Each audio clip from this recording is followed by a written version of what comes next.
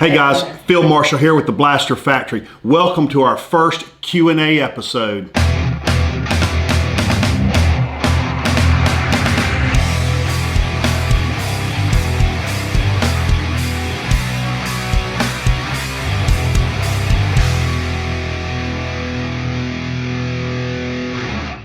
First question we get a lot, or I get a lot in various forms, is how did I get started in this?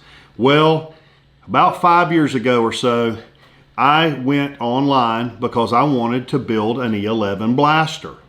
No problem. Have tons of vintage cut up parts I've been collecting for years, and I said, hey, how hard can it be? Well, I finally found a site called White Armor. And when I got on there, I realized that it's a pretty intricate build. A lot of history, a lot of vintage parts. And not to go into all of those details, which I'll go into that some other Q&A times, but I actually got talking to a guy named Henry Barch that's on White Armor called Sly Fox. That's his call sign. And he started going over all the vintage parts and pieces that are all over these things. And one of the first things that got my attention was the level of detail.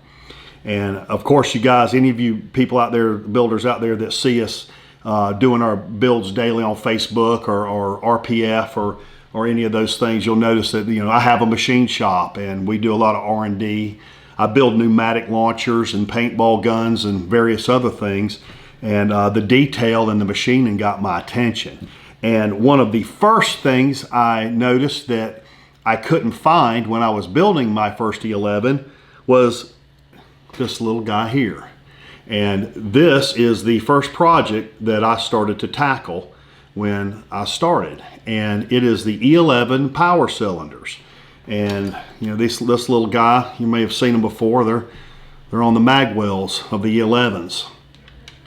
And in A New Hope, which the first film that came out in '77, these little guys are all over the place, glued to the walls and targeting systems, and I got looking for them, because I needed some, and well, there wasn't any, so and really it's not even a found part even today. It's speculated that it's out of an old tube amp or a radar emitter or some stereo something, but there's you see racks of them on top of the mouse droids.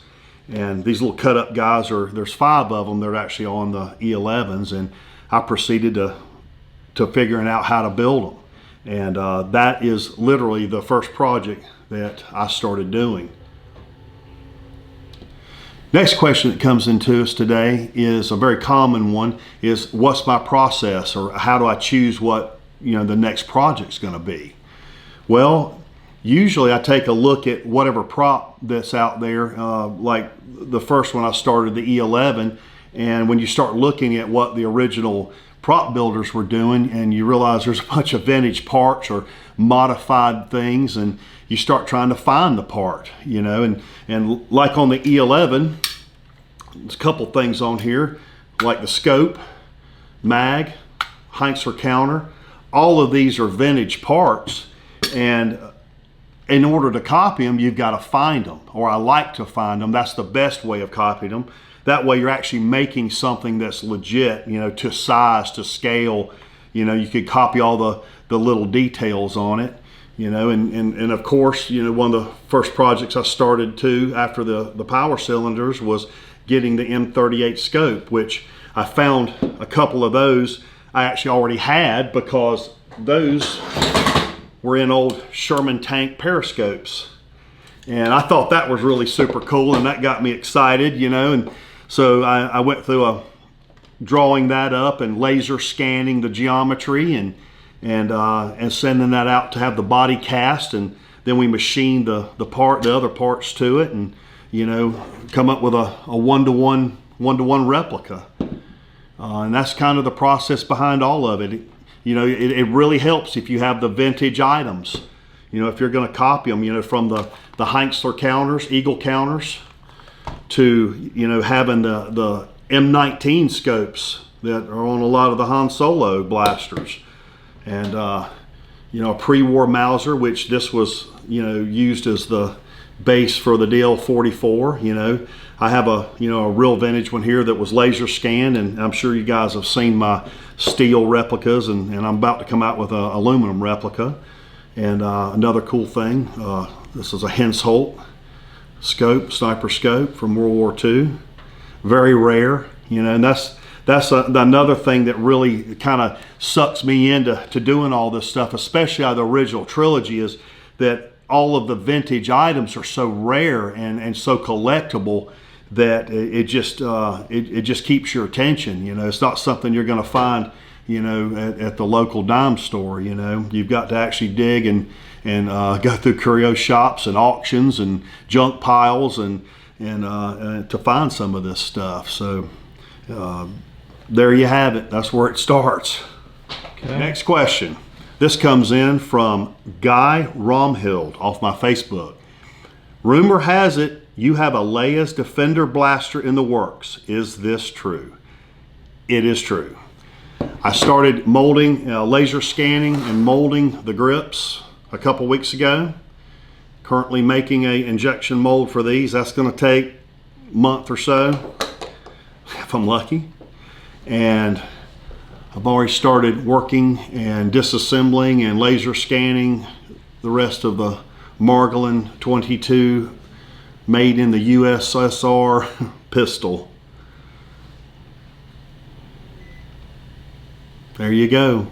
Next part of his question is, if yes, when might this be available for public consumption?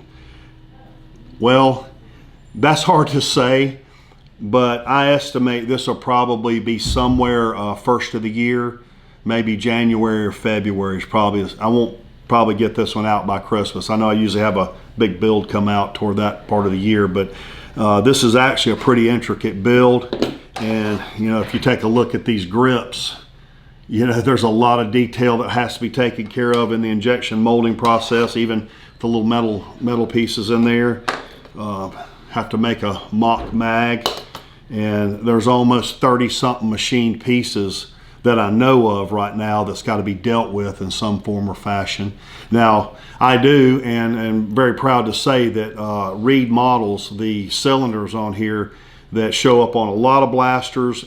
I have a pretty good supply of those. As you know, that company is no longer producing those, so that is going to be a huge advantage to actually completing this build. And I am going to be machining this in aluminum, and I hope for the base price to be somewhere around the $400 mark. So that was the third part of Guy's question there. So, and thanks for sending that in, Guy. Commander, you've got a new message at your private terminal. Okay, got another question in. Hey, Field Marshal, who shot first, Han or Greedo? Field Marshal shot first. Next question. Do you ever see yourself making any replicas for stuff other than Star Wars? Yeah, that'd be cool. I think absolutely. I thought about branching out and maybe doing some stuff from Mass Effect or Star Trek, Marvel, Blade Runner. You know, Decker's gun would be pretty cool, but you know, you guys are going to have to help me find some vintage stuff to do that build. I keep saying that in all the forums when we talk about that. But maybe the best thing is hit me up in the comments and let me know what you think would be, you know, cool to do next. Okay, guys, thanks for the questions. Keep them rolling in. We're going to do this pretty regular. I get a lot of questions. There were so many come in that there was no way to do them all in this first episode. But, you know, it's everything from building and assemblies to where I find stuff to everything. So, you know, it's all up to you, and we'll keep doing this, so stay tuned.